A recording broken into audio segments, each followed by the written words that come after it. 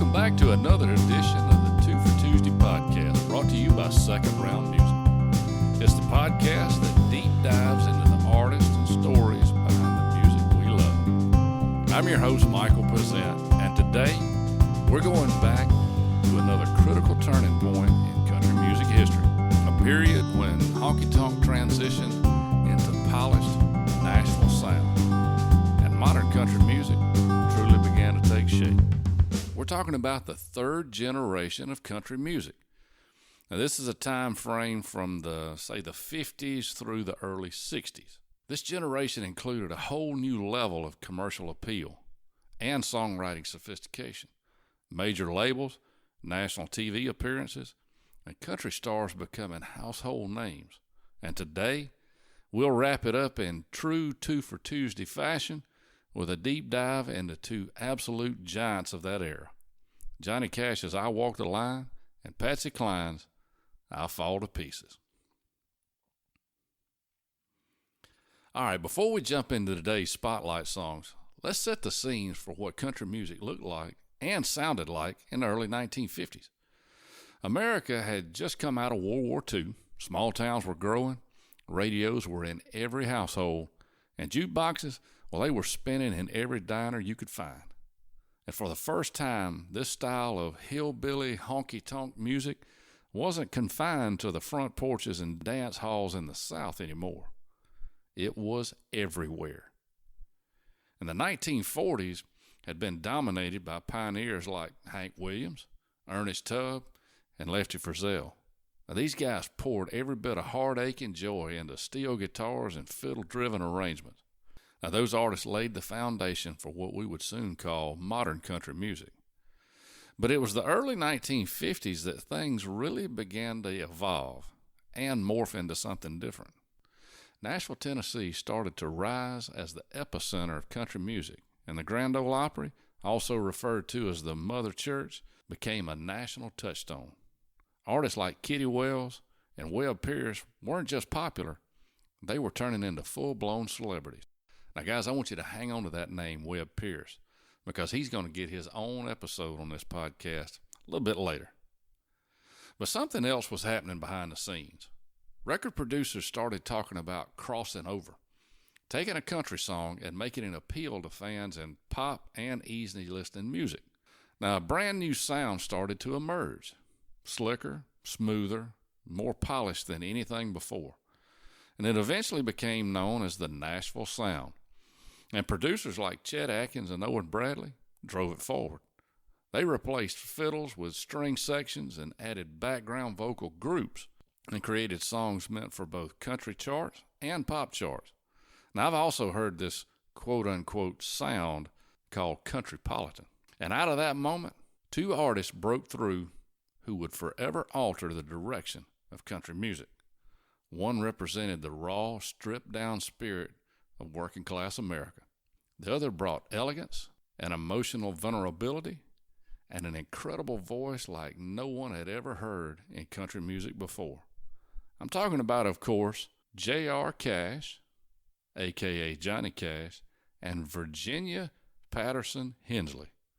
She's better known as Patsy Cline. And after this sponsored message, I'll talk about the first of our two songs today. I'll see you on the other side. Are you ready to take control of your finances and build a brighter future?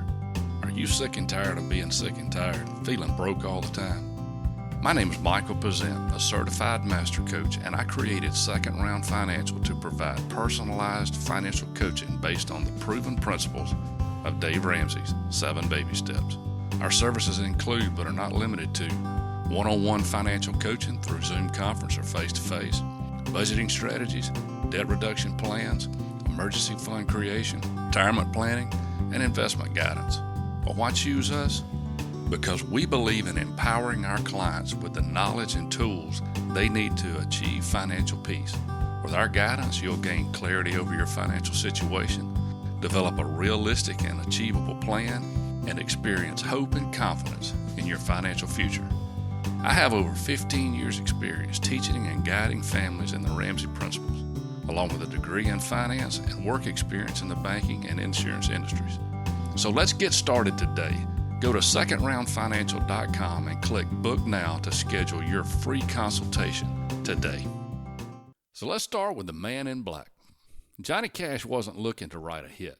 I Walk the Line was born in a tiny Air Force barracks overseas while Cash was stationed in Germany back in 1954. And it started as a personal pledge, a reminder to stay faithful to his then-wife, Vivian, while he was so far from home.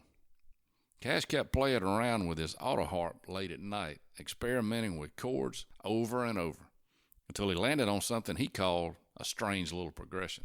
Now, once he got back to the States, he signed with Sun Records in Memphis, Tennessee, and he brought the song to Sam Phillips. But not the anthem that we know today. Originally, it was much slower and much more melancholy. Then during one of the sessions, Cash happened to play the tape backwards by accident, and he noticed how the chords shifted keys naturally. Well, that happy accident led to what became one of the most unique structures in country music. 5 different key changes in one song. That's just amazing. Now remember, these recording sessions were stripped down. No drums, no extra instrumentation. So Johnny actually took a piece of wax paper, stretched it over his strings of his guitar, and he created a sort of a snare drum effect just by hitting on the strings. And that's the sound you hear pulsing underneath the vocals. It's homemade, it's honest, and it became iconic. And when I Walk the Line dropped in May of 1956, it shot up to number 1 on the Billboard country charts, and it didn't leave the top 10 for 43 consecutive weeks. People immediately responded to how simple and how powerful it was. And what most fans don't know at the time is that Johnny wasn't trying to write a hymn or a song of faith. The whole thing was just a love letter to his wife. And one last interesting detail, if you ever listen closely to the recording, you'll hear Johnny hum a deep note before every verse. Now, he wasn't trying to be artistic. He was literally humming the root note of the song so that he could stay in the right key after each modulation. It's one of the most practical pieces of musicianship in history, and it accidentally became one of the most memorable.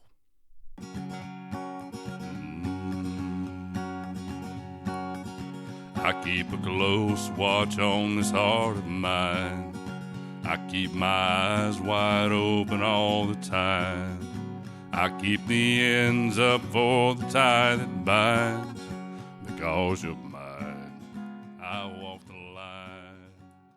So while Johnny Cash was delivering this raw, stripped-down declaration of loyalty, another artist, and really another entirely different sound, was beginning to redefine what country music could sound like.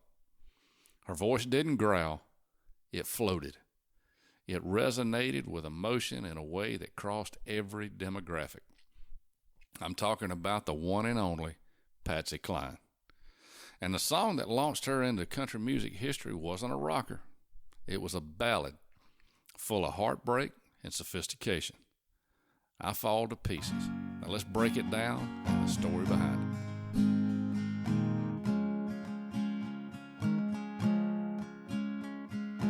I fall to pieces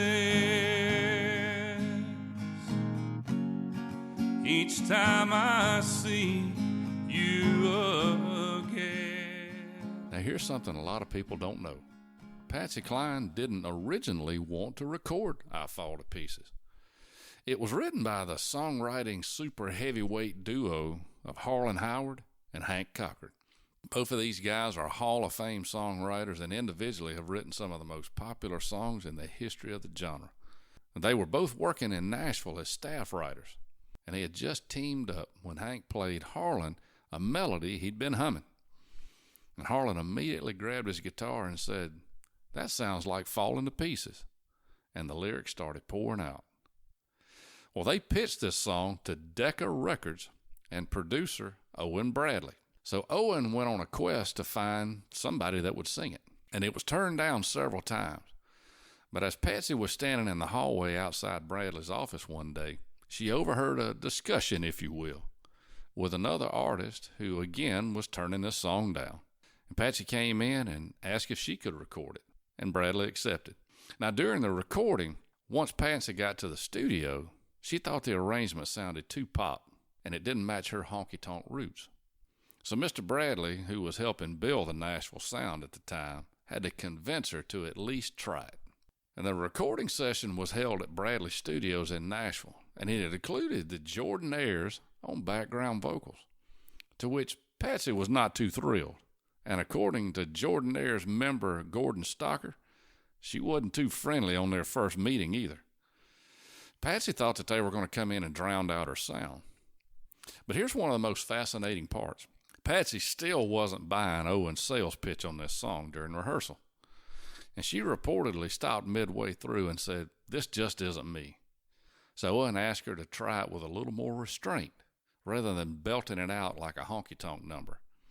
He told her to try to sing it like you were talking to one person. And that changed everything. She stepped back to the mic and delivered a smooth, emotionally controlled performance that made the entire control room go silent.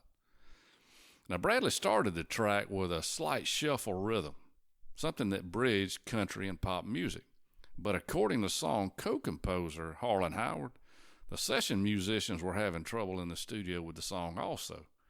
Now, he stated once, "On the night of the session, we absolutely did not want to do a standard 4/4 shuffle that had been done to death. We were trying all kinds of other basic rhythm combinations, but they all just laid there and bled all over the floor. So it had to be the shuffle then, like it or not. But the amazing thing was, once Patsy got into the groove, she just caressed those lyrics and that melody so tenderly that it was just like satin. We knew we had magic in a can when on the fourth take, every grown man in that studio was bawling like a baby." And Bradley said, "That's the one." Now, after listening to the playback, Patsy realized that Owen was right about the torch songs, and she ended up liking the track, stating that she had finally found her sound identity. And subsequently, the Jordanaires became fast friends and part of Patsy's inner circle. Now, how about that? Now, when the song was released in January of 1961, it took a few months to catch on. Radio stations didn't know whether to put it on the pop rotation or the country rotation. But by August, it climbed to number 1 on the country chart, and it topped at number 15 on the pop chart, breaking a barrier that few female country artists had ever crossed before. Now, this song became a classic, and it's placed on 3 different Rolling Stone magazine greatest songs lists. First, in 2004, it ranked number 238 on their 500 greatest songs of all time. In 2014, it was number 40 on the 40 saddest country songs of all time. And then in 2024, it reached number 72 on their 200 greatest songs in country music. It was also number 7 on the CMT 100 greatest songs in country music. And in 1994, Aaron Neville and Trisha Yearwood covered the song on an album called Rhythm, Country, and Blues. Now, it went on to win a 1995 Grammy Award for Best Country Collaboration with Vocals. And that's the actual version that you'll hear me play.